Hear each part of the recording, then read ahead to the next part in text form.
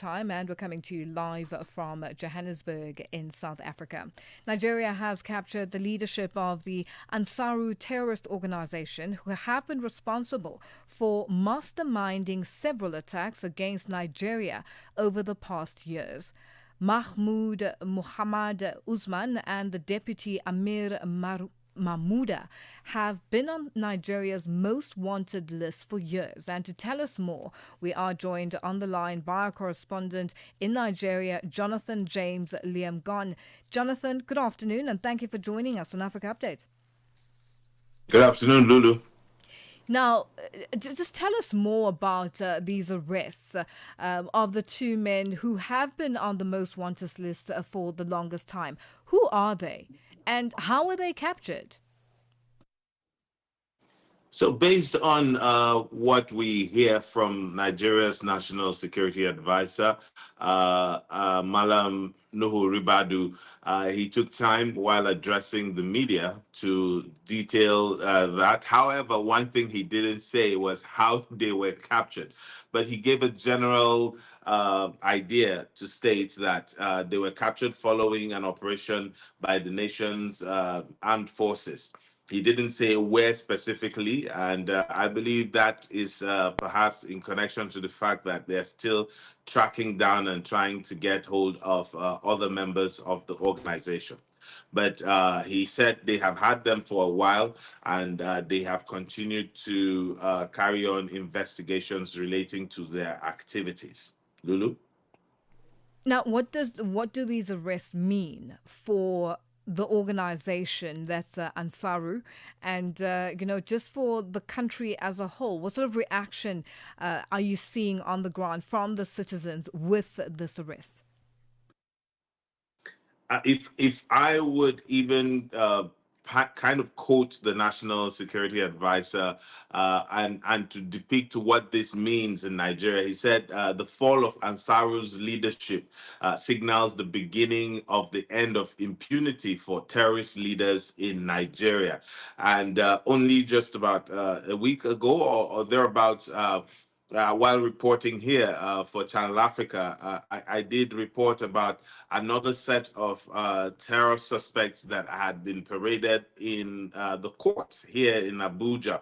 And Lulu, one of the things that a lot of Nigerians seem to feel a sense of relief from is the fact that we are beginning to see people being tried.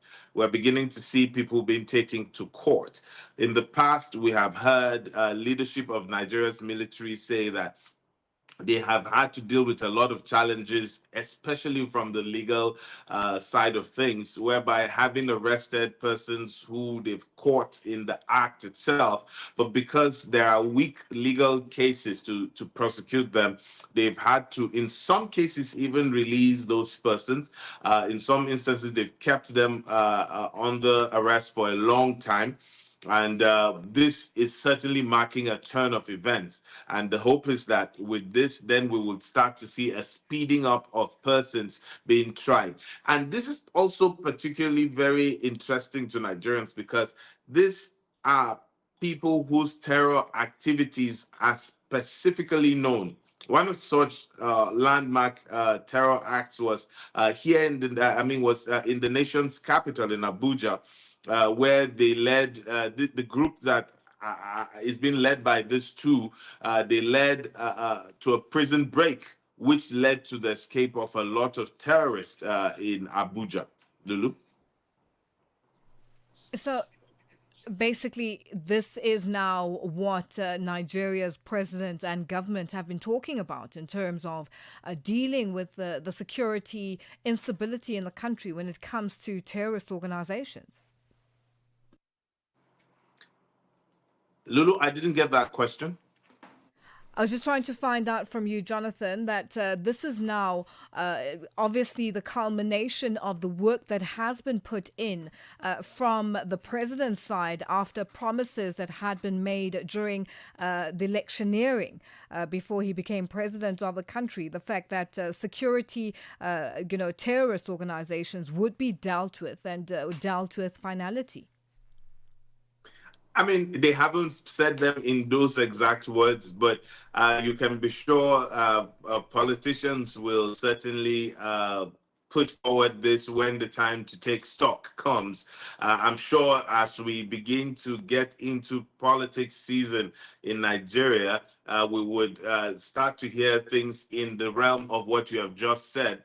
Yes, this president ran on a promise to strengthen the nation's security.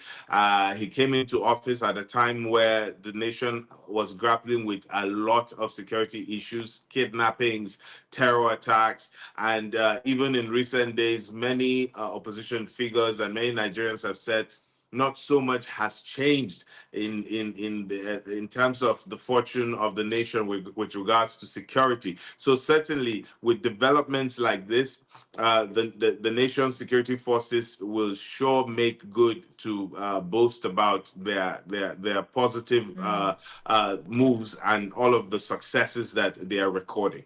Jonathan, in other news there in Nigeria, more than 40 people were missing in a boat accident in Nigeria. What's the latest on the story? Yes, yesterday evening the story broke, and a very sad development, especially because this continues to happen every now and again in different parts of Nigeria. This particular incident happened in a state called Sokoto State in northwest Nigeria, and in a particular locality called Goronyo. Goronyo is largely an agrarian and trader community, and about 50 people were said to have boarded this boat and were sailing to a market.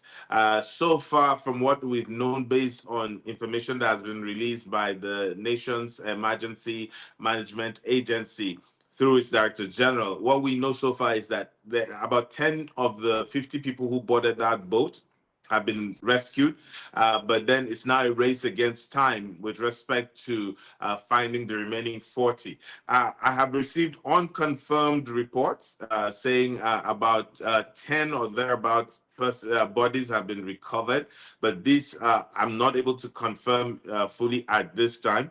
We continue to monitor the situation, and given how far removed that part of the country is from mainstream news coverage, it's been sketchy getting details of it. But so far, that is what we know, Lulu. Well, Jonathan, we'll leave it there for today. Thank you for joining us on Africa Update.